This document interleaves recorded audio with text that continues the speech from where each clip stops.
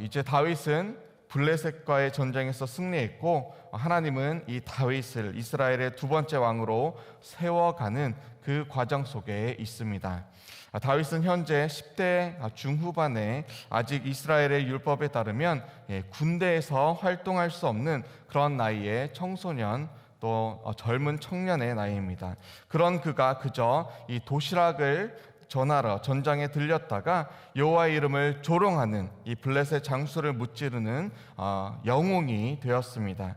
군사령관 아브넬은 다윗을 사울에게 데려갔고 다윗은 자신이 베들레헴 사람 이새의 아들이다라고 답을 합니다. 별 볼 일 없던 이스라엘의 작은 마을 이 베들레헴, 한 가족의 막내로 초동 목동으로 지내던 그런 다윗이 이제 이스라엘의 왕조차 두려워하던 거인 골리앗을 무찌른 것입니다. 그리고 이제 왕 앞에 선 그를 바라보는 이 두 사람이 있습니다. 이 두 사람의 시선이 완전히 상반됨을 우리는 살펴보게 됩니다. 먼저 요나단은 이 다윗을 바라보며 몹시 큰 그런 사랑을 느끼게 됩니다. 사울의 첫째 아들이자 장차 이 왕위에 오를 수 있었던 요나단은 다윗을 바라볼 때에 자신의 마음이 이 다윗의 마음과 하나가 될 정도로 그를 진심으로 마음속 깊이 사랑하게 됩니다. 흔히들 다윗과 요나단을 이 동년배의 친구 정도로 보는 경우가 많은데 사실상 요나단은 적어도 한 20년 이상 나이가 한참 많은 이 중년의 장군이었습니다. 당시 이스라엘 군에는 20살 이상이 되어야 들어갈 수 있었습니다. 사울 왕이 이스라엘을 다스린 지 2년째 되던 해, 곧 41세에 요나단은 1,000명의 군대를 데리고 블레셋의 수비대를 쳤던 그런 지휘관이었습니다. 그 이후로도 요나단은 이 블레셋을 여러 번 치며 대승을 거두는 노련한 지휘관으로 활동해 온 상태입니다. 그런 노련한 중년의 장군이 이제 아버지 사울 왕도 두려워서 감히 어쩔 줄 몰라 하던 그러한 상황에서 물맷돌 5개를 들고 나와서 당당히 블레셋 장군을 무찌르는 장면에서 이 사울 이후에 이스라엘을 이끌 자는 바로 자기 자신이 아니라 다윗임을 알아챈 것입니다. 1절을 보시면 이 요나단의 마음이 다윗의 마음과 하나가 되었다, 그렇게 기록하고 있습니다. 요나단이 그를 자기 생명같이 사랑했습니다. 마음을 다하고 그리고 목숨까지도 다할 정도로 사랑한 그런 요나단, 그에게는 자신이 왕이 되는 것보다 더 중요한 것이 있었는데 그것은 바로 이스라엘이 블레셋의 욕을 당하지 않는 것, 그것이 더 중요한 것이었습니다. 또한 하나님의 이름이 높임을 받는 것, 그것이 더 중요했습니다. 자신의 자리에 연연하기보다 이 하나님과 그리고 그의 백성들이 온전히 지킴을 받는 것이 더 중요한 것이었죠. 요나단은 진심으로 다윗을 사랑했습니다. 이 장수가 자신이 입었던 옷과 무기를 벗어서 누군가에게 준다는 것은 곧 자신의 지위를 이양하겠다라는 의미가 담겨 있습니다.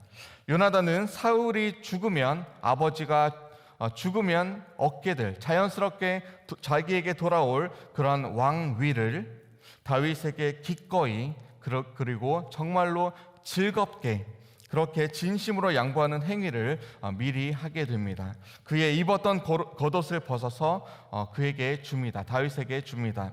군복과 칼과 활과 그리고 띠까지 다 벗어서 다윗에게 줍니다.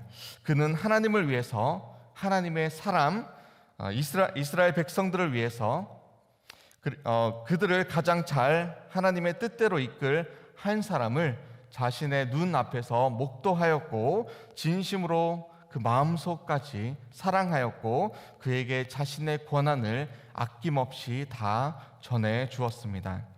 내가 아니면 안 되는 일이 혹시 있습니까? 혹시 내가 내려놓으면 더 잘 될 일이 일을 내가 혹시 가로막고 있지는 않습니까? 이제 10대 후반의 젊은 청년이 하나님의 기름 부음 받은 자임을 아직 알지도 못했던 그때에 노련하고 아주 경험 많던 장수가 곧 기다리면 왕이 될 수 있는 그러한 상황에서도 전혀 자리를 연연하지 않고 오직 하나님과 그리고 하나님의 백성을 위한 그러한 마음으로 낮아지고 자기 권리를 포기한 자가 바로 요나단이었습니다. 요나단의 사랑이 바로 낮아짐과 자기 권리 포기를 통한 진정한 섬김으로 나타난 것이죠. 그런가 하면 정반대의 사람이 있었습니다. 그의 이름은 바로 사울이었습니다. 사울은 시작이 참 멋있었죠. 스스로 작은 가문에서 부족한 자가 어찌 왕이 될 수 있습니까? 그런 말을 했던 자입니다. 스스로 낮아진 자였습니다. 하나님은 그를 기름 부은 왕으로 세우셨고 그는 블레셋을 무찌르며 왕의 역할을 잘 해나가는 듯 보였습니다. 그런데 그의 마음속 깊은 곳에서는 하나님보다 자신이 더 높은 위치에 있던 그러한 본 모습을 이제 드러내기 시작합니다. 그는 제사장이 피워야 할 불을 피우면서 불순종의 제사를 드렸습니다. 진멸하라, 완전히 다 없애라, 그렇게 명했던 아말렉을 자신의 눈에 좋은 대로 죽이고 살리는 그러한 권한을 마음대로 행하면서 불순종의 죄를 또다시 범했습니다. 블레셋의 거인 장수가 40일을 조석으로 아침 저녁으로 나와서 여호와의 이름을 조롱하고 있는데도 하나님의 영이 떠난 불쌍한 상태에 명목만 왕인 그러한 상태에 놓여 있는 그런 왕이 이제 이 사울 왕이었습니다. 그런 그때에 나타난 이 이스라엘의 영웅과 같은 다윗은 그를 더욱더 깊은 골짜기 가운데로 몰아넣게 됩니다. 다윗은 여호와의 이름으로 하나님의 이름을 망령되이 일컫는 이 블레셋 사람을 물매와 돌로 쳐 죽였습니다. 칼로 그를 죽이고 머리를 베었습니다. 곧 이스라엘 군대가 블레셋 군대를 다 쳐서 큰 승리를 얻게 되었습니다. 보통 큰 리더는 자신보다 더 뛰어난 부하 직원을 데리고 위대한 일을 이루어 갑니다. 그런데 아주 작은 리더들은 자신보다 뛰어난 부하 직원이 나타나면 그를 시기합니다. 그리고 괴롭힙니다. 그래서 그를 쫓아내 버립니다. 사울은 다윗이 뛰어난 장수임을 알았습니다. 그를 군대의 장으로 삼기도 했습니다. 사울이 보내는 곳마다 지혜롭게 행하고 이스라엘의 승리를 가져왔습니다. 여기까지는 참 좋아 보였습니다. 그런데 다윗이 블레셋 사람을 죽이고 돌아올 때에 여인들이 노래하고 춤추며 이렇게 외칩니다. 사울이 죽인 자는 천천히요, 다윗은 만만히로다. 사울이 만약에 큰 자였다면, 큰 리더였다면, 자신의 군대장이 뛰어나면, 자신이 데리고 있는 부하 직원이 뛰어나면 그를 세우고 더 잘할 수 있도록 그렇게 물심양면으로 지원해 주어야 할 터인데 그는 지금 시기심에 활활 타오르고 있습니다. 9절에 보면 사울이 다윗을 주목하였다라고 기록하는데 이것은 결코 긍정적인 면의 주목이 아닙니다. 이것은 다윗이 혹여나 쿠데타를 일으킬 것은 아닌지, 자신에게 위협을 가하지는 않을지 그렇게 지켜보았다. 두 눈을 부릅뜨고 그렇게 다윗을 지켜보았다라는 의미입니다. 사울에게서 이미 하나님의 영이 떠나가고 도리어 하나님의 부리시는 악령이 이 사울에게 힘있게 내리게 됩니다. 정신없이 막 떠들어댑니다. 미친 사람과 같습니다. 다윗은 여느 때와 같이 이 사울과 같은 그 궁정에서 수금을 타고 있습니다. 그런데 사울의 손에는 무엇이 들려 있었죠? 전쟁 시에 수많은 적군을 던져서 찔러 죽였던 그런 살상용 무기 창이 들려 있었습니다. 사울에게 가장 강력한 무기 중에 하나가 바로 이 창이었습니다. 던지면 백발백중. 이 시기심에 불타는 악령에게 붙잡힌 사울은 이 창을 들고 힘있게 다윗을 향해 던지게 됩니다. 다윗이 첫 번째 피하니까 또다시 그것을 잡아들고 두 번째 힘있게 던집니다. 사울은 다윗에게 위협하는 정도가 아니라 그냥 지켜보는 정도가 아니라 지금 다윗을 죽이고자 작정한 것을 우리는 보게 됩니다. 다윗은 하나님을 두려워하며 또 하나님을 두려워하지 않던 그런 골리앗에게 물맷돌 하나로 승리를 얻었는데, 사울은 정작 사람을 두려워하지 않던 이 다윗에게 창을 두 번이나 던지고도 승리를 가져오지 못했습니다. 하나님의 영이 함께 있던 그 자가 결국은 진정한 승리자로 서 있는 모습을 지금 우리는 이 장면을 통해서 똑똑히 보게 됩니다. 하나님을 두려워해야 하는데 사람을 두려워하니까 그 사람이 자신의 위험 요소라 오판을 하게 됩니다. 그런 사울이 머리를 굴려서 지금 한다는 결정이 곧 다윗을 천부장, 1000명의 군사들을 이끄는 지휘관으로 세우는 그러한 결정을 내립니다. 그래서 이제 다윗은 왕궁에서 수금을 타던 그런 날들을 이제 전쟁터에서 앞장서서 1000명의 군사들을 이끄는 군대 장관으로 전쟁터에 내보내지게 됩니다. 사울은 다윗을 전장에서 죽게끔 계획한 것이죠. 결코 그것이 다윗을 위한 그런 결정이 아니었습니다. 그런데 다윗은 어떠한 사람이었습니까? 하나님의 영이 지금 함께 하던 그런 자였습니다. 다윗은 모든 일을 지혜롭게 행하는 리더십을 갖춘 그러한 사람이었습니다. 골리앗을 이긴 장수였으며 이제는 모든 일을 지혜롭게 행하는 그러한 리더로 세워져 가고 있습니다.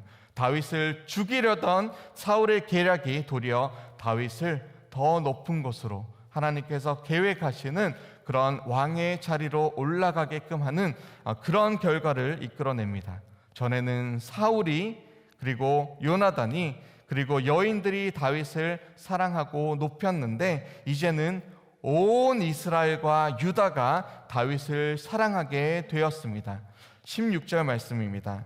온 이스라엘과 유다는 다윗을 사랑하였으니 그가 자기들 앞에 출입하기 때문이었더라. 다윗이 성문을 드나들며 이스라엘에게 승리를 가져다 주었습니다. 지혜와 탁월한 리더십으로 모든 일을 지혜롭게 행했습니다. 이런 다윗이 성 밖과 성 안을, 성 밖에서는 승리를, 성 안에서는 지혜로운 그러한 일 처리를 가져다 주는 온 유익을 온 이스라엘과 유다가 바라보니까 그렇게 즐거울 수가 없었던 것이죠. 그런 그를 보며 오직 한 사람만, 바로 지금 현재 가장 높은 자리에 있던, 가장 힘이 있던 그 사울만이 그것을 시기하며 호시탐탐 다윗을 죽이고자 한 것이죠. 저와 여러분들은 어떻습니까? 혹시 나를 다윗으로만 여기고 있지는 않습니까? 혹시 내가 사울의 역할을 하고 있는데 나는 요나단처럼 혹은 다윗처럼 그렇게 살아가고 있다고 착각한다면 오늘 우리는 주님 앞에서 솔직하게 우리의 마음을 내어놓고 회개해야 할 것입니다. 반면 다윗처럼 하나님의 영이 임하여 모든 일을 지혜롭게 행하고 있는 사람을 발견하셨습니까? 그를 위해서 기꺼이 내 겉옷과 군복과 칼과 활과 띠를 내어주는 이 요나단처럼 진정한 사랑을 전하는 자로 그렇게 서시기를 축원합니다. 하나님께서 만약 다윗처럼 여러분을 세우셨습니까? 천부장으로 삼으셨습니까? 하나님 앞에서, 그리고 하나님의 사람들 앞에서 목숨까지도 내걸고 모든 일을 지혜롭게 행하는 그런 자로 서 가시기를 축원합니다.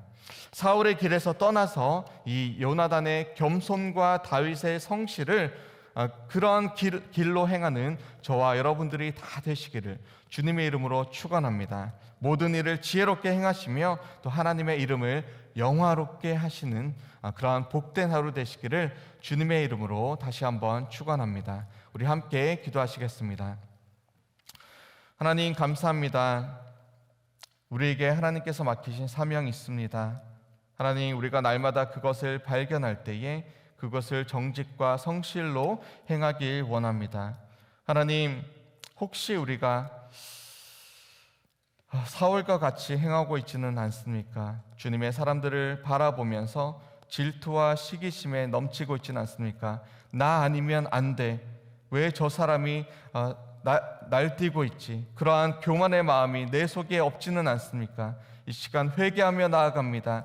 주님, 정말 주님의 사람으로 달려가고 있는 자가 있다면, 또 발견했다면 우리가 요나단처럼 정말 기꺼이 그를 축복하며 사랑하며 목숨까지도 내주는 그러한 정말 큰 그릇이 되게 하여 주시옵소서.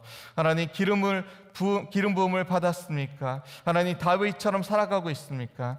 주님, 더욱더 겸손케 하여 주시고 맡겨진 그 모든 일 가운데 천부장으로 왕으로 세워진 그 자리에서 최선을 다하여 주님의 사람을 돌보며 나아가는 그런 주님의 참된 일꾼들로 세워져 갈 수 있도록 주여 함께하여 주시옵소서. 주님 감사드리며 이 모든 말씀 살아계신 예수 그리스도의 이름으로 기도합니다. 아멘.